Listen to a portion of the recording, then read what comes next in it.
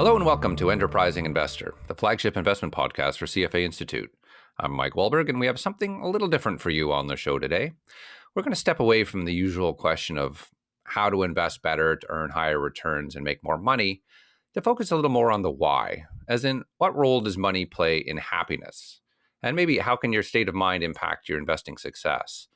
To talk us through this topic, Dr. Meir Statman is with me today.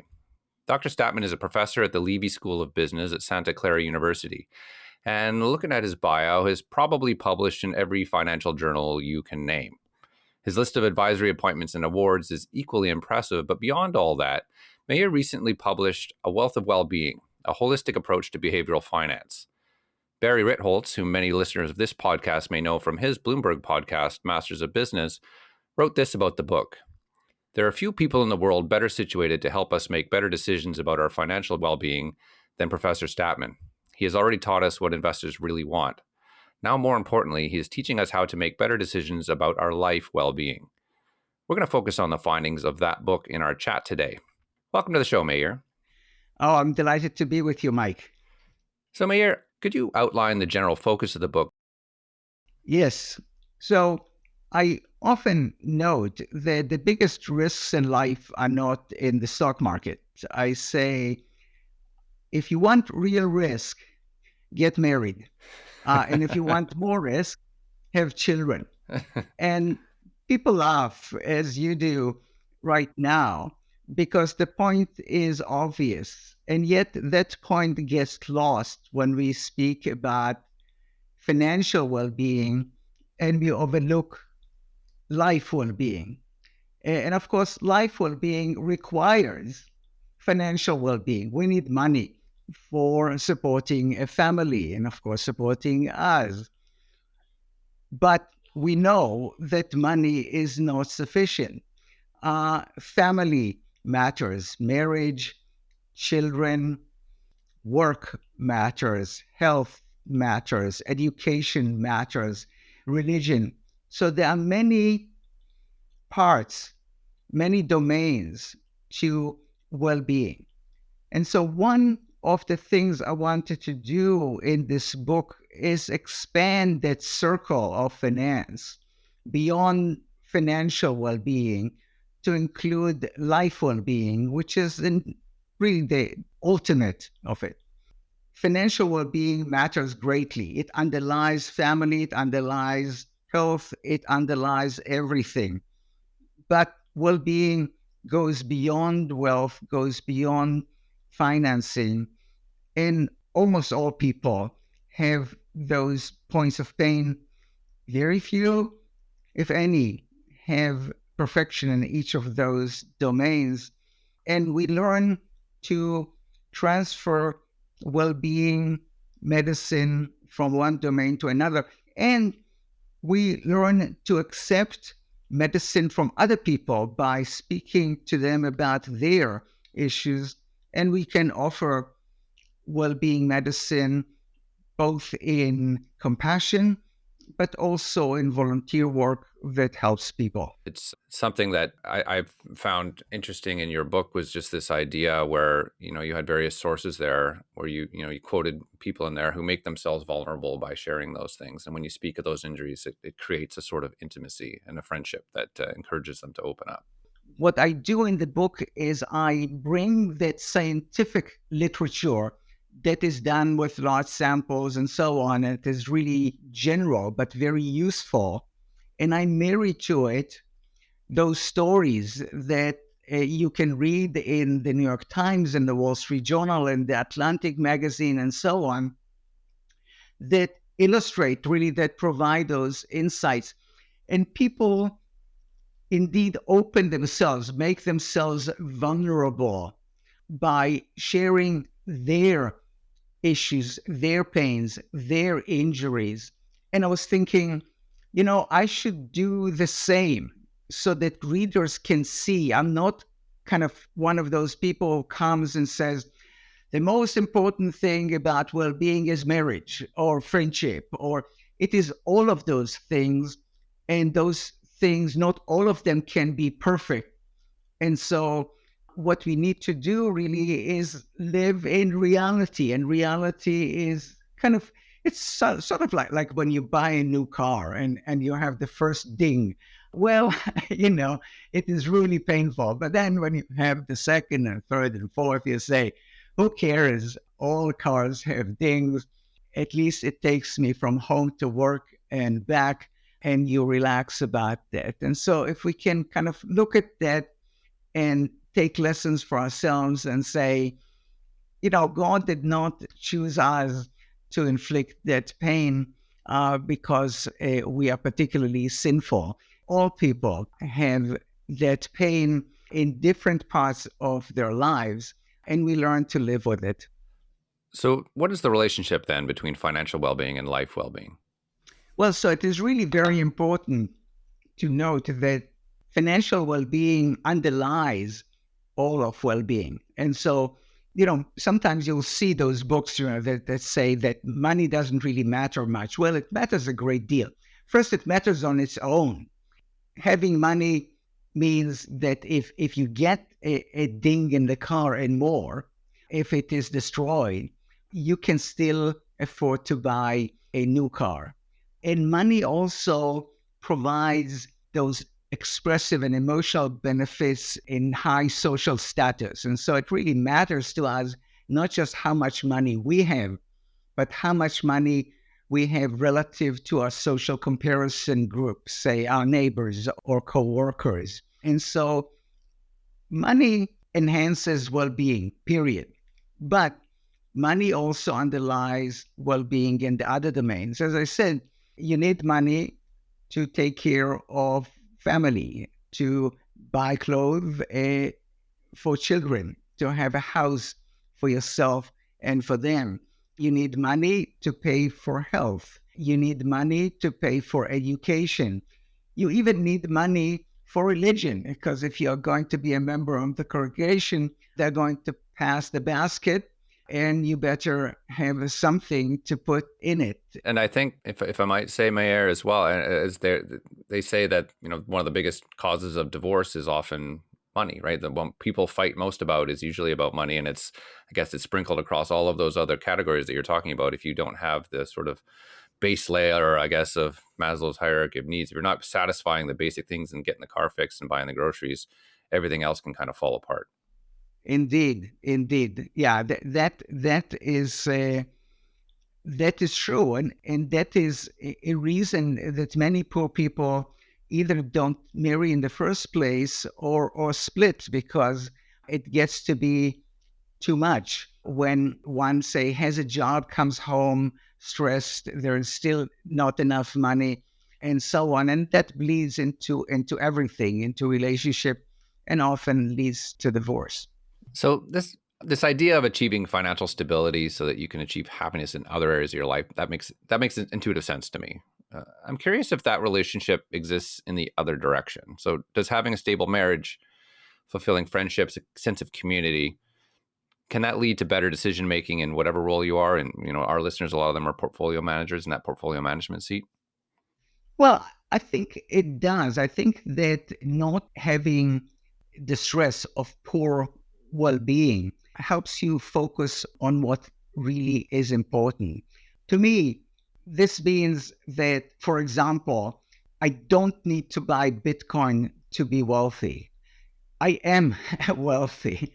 Now, I understand how young people who don't have much, aspire to really be wealthy, and they don't really see a way for them to be wealthy with just working steadily, saving, investing, and so on. They would like to be wealthy, and they would like to be wealthy now. And they end up making decisions that, in fact, are diminishing their financial well-being as well as their life well-being. I understand that, because the risks that we take are not just in money. That is, I think about risk when I think about the decision that I made years ago after I completed my studies at the Hebrew University in Israel and got a job as a financial analyst. And a few months later, I just realized that that's not the kind of job for me.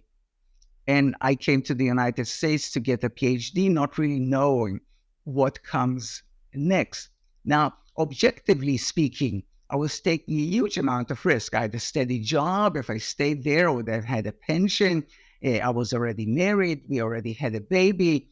But I was driven to get something, a job that is a vocation that pays enough to sustain myself and the family. And so I didn't really think about risk. I was thinking about my aspirations. And so I think that what I would say to younger people is invest properly. That is, invest in education, invest in finding a vocation, save, invest wisely.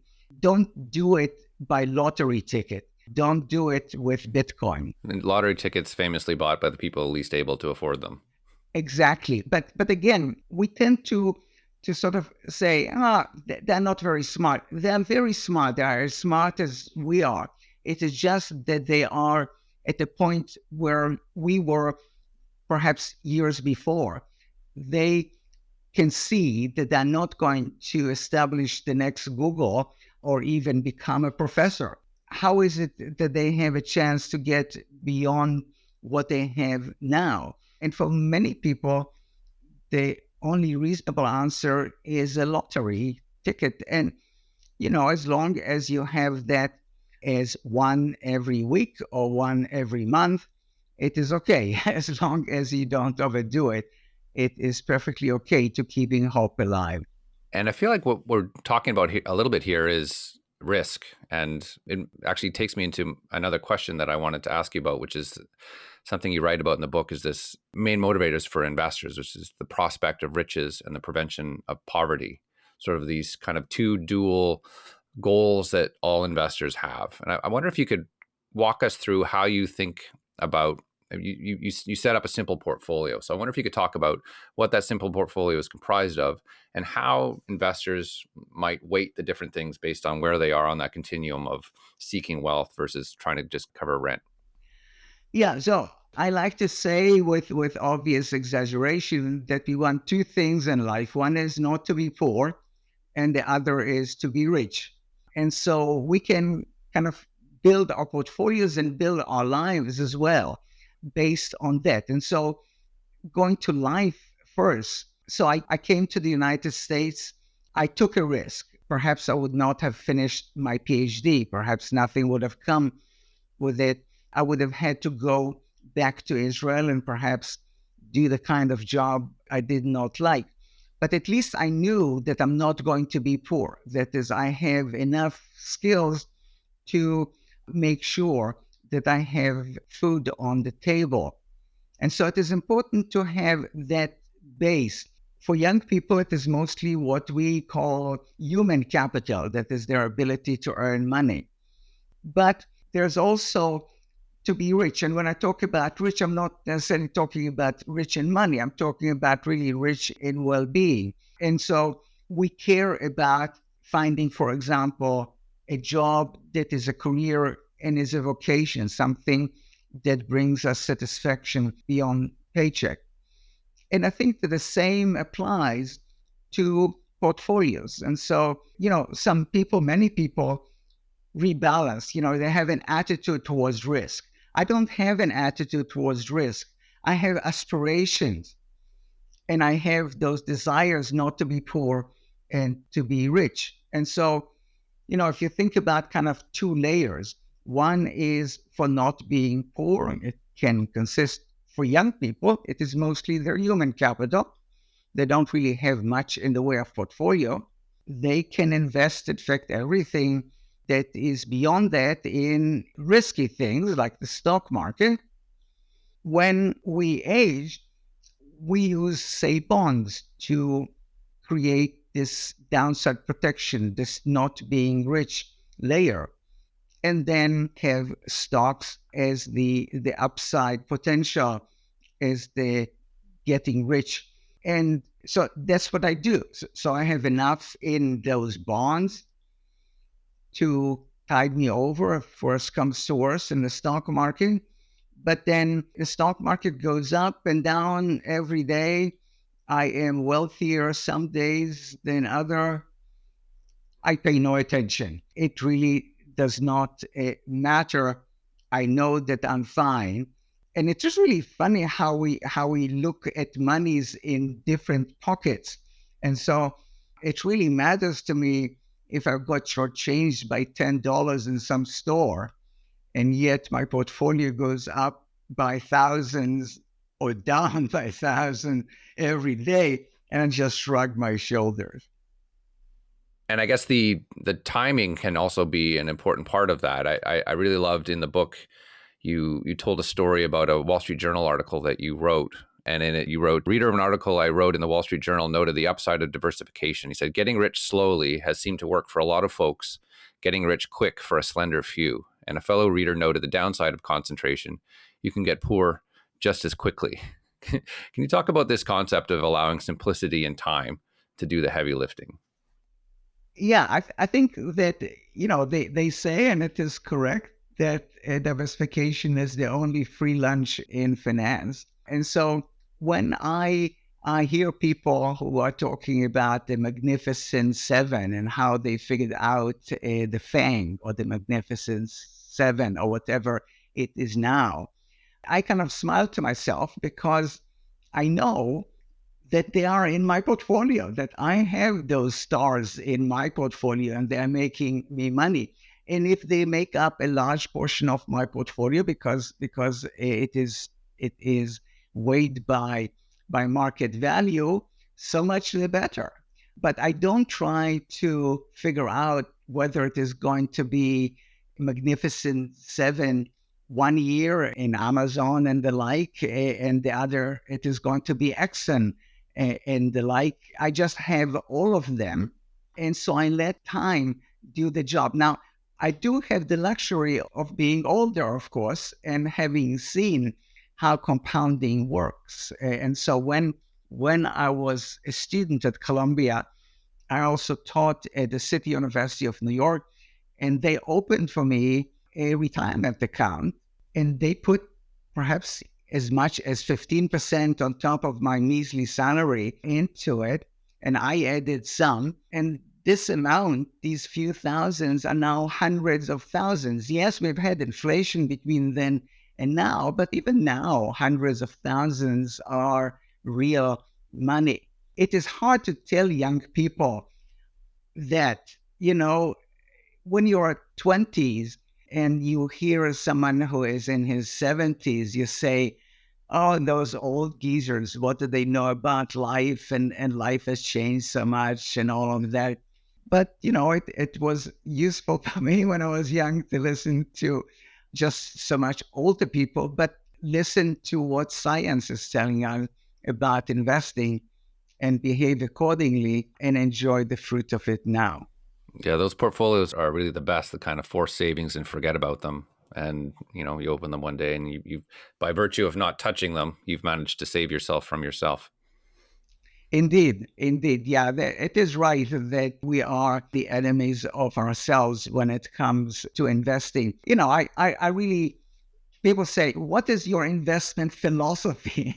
I say, I have no philosophy. There's no investment philosophy. There are investment biases, there are investment stupidities, but there is also investment science. And what I try to teach my students is the science of investors. And so when I start the course in investments, I ask them what they expect to know at the end of the course. And invariably, some say how to beat the market. And I say, you're not going to learn that from me. If you want to learn from somebody, choose another course.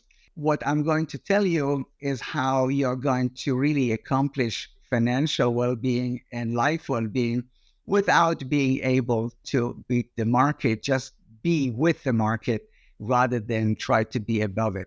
So as you think about, your students and yourself and your parents, like what generational differences? I'm curious. So what did you observe in terms of in your research or in your daily life around risk tolerance and portfolio construction? Well, When I was young, in fact, there were some people when I was a student at the Hebrew University who bought American stocks with Israeli currency, and it was kind of a complicated thing. But it was pretty rare, and I did not do it. Today, with Robinhood, everyone can be an investor, and indeed, many have been flocking into it.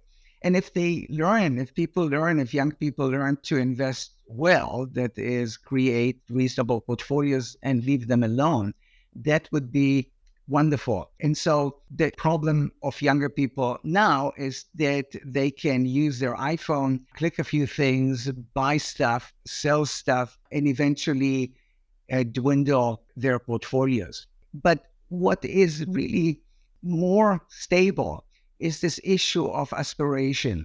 When I was young, as I said, I had aspirations, and in fact, I had low well being because my situation was much lower than my aspirations, and I was striving to reach my aspirations. And that is what young people today are doing, and that is why I empathize with them. The nice thing about growing old is that you lower your aspirations sufficiently to get closer to your situation. And so now, things that used to annoy me when I was young, here is somebody who did not just fail to cite my article, but essentially redid my article without mentioning my work. I would send a polite email saying, you might be interested in this article, hoping that they'll get the hint. Now, I don't do that. I let those things slide. So there are advantages. In fact, we know that well-being has this U pattern, like the letter U, where it is going down until middle age, until, say, mid-50s, and then begins creeping up, not because people have achieved what they really wanted, but because they say, I've achieved enough and I should just relax. And I pity those people who are still striving, not just striving, I strive, but are made miserable by feeling that they still have some mountain that they have to climb, rather than realize that they have a lot and that there are people who have less, and that the way they gain well-being is by enhancing the well-being of other people. So you mentioned, Meir, that your first job in the industry was as a financial analyst back in Israel. If you were to go back on your first day and take yourself out for coffee, what key piece of advice would you offer yourself? Well, I would say to young people to strive. I say sacrifice some of your well-being now for better, higher well-being in the future. And so get an education, go to college, go to graduate school. Your kids, your friends are going out to parties. You stay home to get ready for an exam. You really envy them, but you have to look forward and know that at some point they may well envy you. And so just make risks or take risks that are useful. That is, not all risks bring rewards. Some risks bring rewards. For example, the risk you take when you acquire education, the risk you take when you switch jobs, when you go to another state or even another country. These are useful kinds of risk. They are not day trading kind of risk. And so I say, you know, forgive me if I sound like an old fogey, because I am, but I've learned something along the way. And those things that I've learned have been learned by people my age everywhere. You might resent it now, as I remember resenting some of the advice my mom gave me. But eventually I remember my mom and I said, Mom, I wish you were here so I can thank you once more for that good advice you gave me so many years ago. Amazing. I've been speaking today with Professor Meir Statman. respected researcher, expert, and professor at Santa Clara University, and author of A Wealth of Wellbeing, a holistic approach to behavioral finance. Thank you so much for sharing your insights with us today, Meir. It's been a real pleasure. Oh, thank you so much, Mike. It's wonderful to speak with you and with the listeners. I'm Mike Wahlberg, and this has been The Enterprising Investor.